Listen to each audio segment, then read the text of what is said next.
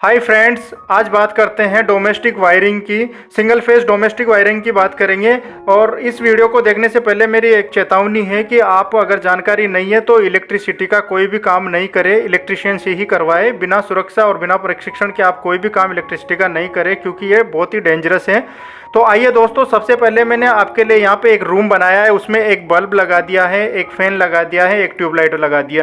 Drawing में दोस्तों थोड़ा इधर उधर हो गया हो तो माफ़ कर देना, क्योंकि मैं ड्राइंग में एक्सपर्ट नहीं हूँ, मैंने खुद ने बनाया है, तो माफ़ कर दीजिएगा अगर गलत होता है तो आइए दोस्तों, सबसे पहले देख लेते हैं कि इनका कनेक्शन कैसे हो रखा है। तो सबसे पहले दोस्तों, दो वायर आपके घर में आएंगे बाहर पोल से, ट्रांसफॉर्मर से।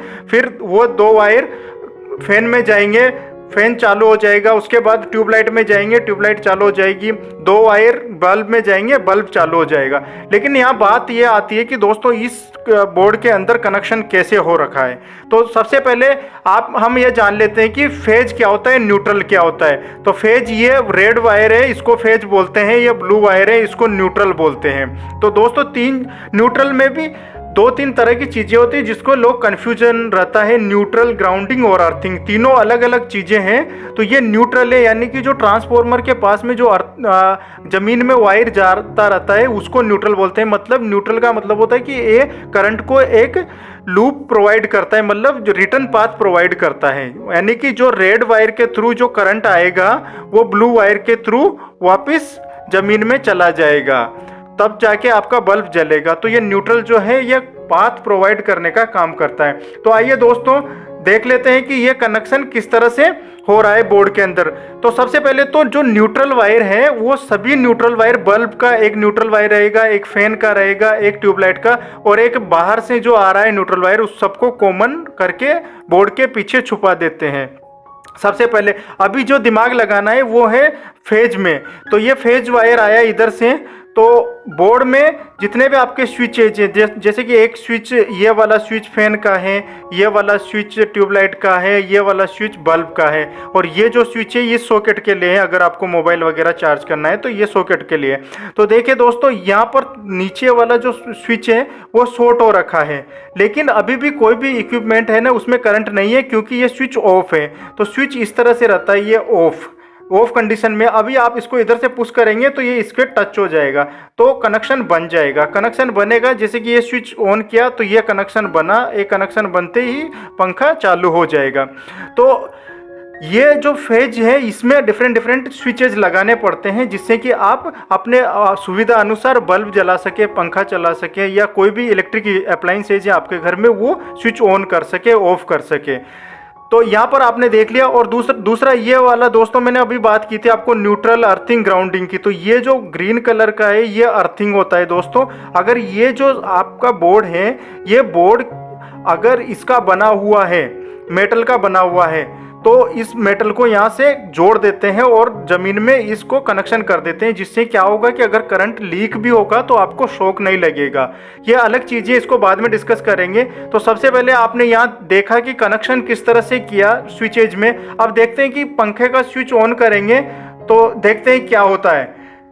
आइए दोस्तों, अभी मैं पंखे का स्विच ऑन करूंगा तो देखते हैं क्या होता है। सबसे पहले करंट यहाँ से फ्लो शुरू करेगा, ये फ्लो हो रहा है करंट, इसके थ्रू ये कनेक्शन हो गया यहाँ पर, और सीधा कहाँ पर जा रहा है, फैन में, और फैन चालू हो गया देखिए आप। और वापस करंट फ्लो होके और वापस से घर के बाहर जा रहा है, यानी कि ट्रांसफॉर्मर की तरफ जा रहा है। अभी इसको, ये करंट कैसे फ्लो होता है जनरेटर से आपके घर के अंदर, वो बात कर लेते हैं। तो यहाँ पर आपको समझ में आ गया। देखो अभी, क्योंकि ये सिर्फ स्विच ऑन है इसीलिए पंखा चालू है। अगर ये स्विच ऑफ होता तो पंखा ऑफ होता। तो जो स्विच ऑन करेंगे उसी से पंखा चालू रहेगा। मतलब जिसका स्विच ऑन करेंगे वही अप्लायंसेज आपका सर्विस में रहेगा, बाकी ऑफ रहेंगे। अभी देख लेते हैं कि आपके घर में किस तरह से ये हो रहा है। आइए दोस्तों, यहाँ पर आपके लिए मैंने ये बनाया है, ये आपका विंड टरबाइन है, ये पावर प्लांट है, ये थर्मल पावर प्लांट है, ये गैस पावर प्लांट मान लीजिए, और ये जो है ये ग्रिड है। पूरे देश में ये ग्रिड, मेरा ग्रिड का वीडियो देख सकते हैं, आपको ग्रिड समझ में नहीं आता है तो ये पूरे देश में इस तरह की ट्रांसमिशन लाइन्स होती है जो ग्रिड बनाती है, और उसमें इस तरह के बड़े बड़े ट्रांसफॉर्मर होते हैं जो सब स्टेशन बनाते हैं। तो दोस्तों यहाँ तक 3 फेज कनेक्शन था और ये जनरेटर पूरे ग्राउंडिंग होके रखते हैं ग्राउंड की वजह से, जिससे कि इनको रिटर्न पाथ मिल सके। और रिटर्न पाथ कैसे मिलेगा आइए आगे मैं आपको एक्सप्लेन करता हूँ।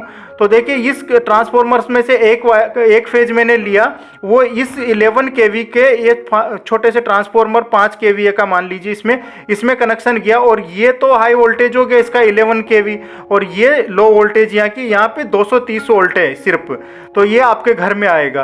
देखो आपके घर में आया, तो जैसे आपके घर में कनेक्शन बना और पंखा और बल्ब चालू हो गया है। और ये पाथ कैसे बनाए, देखिए दोस्तों इस सर्कल को फॉलो कीजिए। ये पाथ यानी कि आपके घर आपके ट्रांसफॉर्मर में पहले के पास में जो अर्थिंग है उसमें आया और उसके थ्रू ये कनेक्शन ऐसा हो रहा है, यानी कि जनरेटर को रिटर्न पाथ मिल रहा है। जनरेटर हो सकता है 1000 किलोमीटर दूर हो आपके घर से, लेकिन अर्थ की जो एब्जॉर्प्शन कैपेसिटी है वो इन्फिनिटी है। यानी कि ये वर्चुअली ये पाथ ऐसा होगा कि ये आपने यहाँ पे ट्रांसफॉर्मर के यहाँ पे न्यूट्रल बनाया, यानी कि इसको ग्राउंड में करंट को फ्लो करने को छोड़ दिया है, तो ये करंट वापस इधर जाके और इस जनरेटर के थ्रू यहाँ पे हो जाएगा, यानी कि ये एक लूप बनेगा आपका।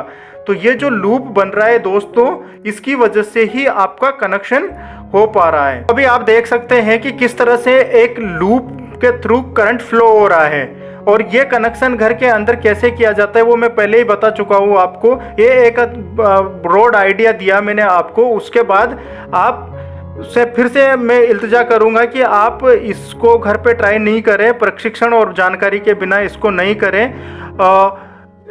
और ये उन लोगों के लिए एक्चुअली है जो जनरली इलेक्ट्रिसिटी को कोई जानकारी नहीं है और किस तरह से कनेक्शन होते हैं, और बहुत बड़ी गलती कर देते हैं। कई बार क्या होता है कि सॉकेट में एक वायर लगाते हैं और दूसरे को टच कर देते हैं, तो करंट फ्लो होगा, क्योंकि करंट को तो एक पाथ मिल जाएगा आपकी बॉडी के थ्रू जमीन में जाने का। इस वजह से शॉक लगता है, बहुत बार मौत भी हो जाती है अनजाने में। तो इसलिए इलेक्ट्रिसिटी से बच के रहें और जानकारी के हो तभी आप इस पर काम करें। यह आपकी जानकारी के लिए मैंने ये वीडियो बनाया था। आपका बहुत बहुत धन्यवाद।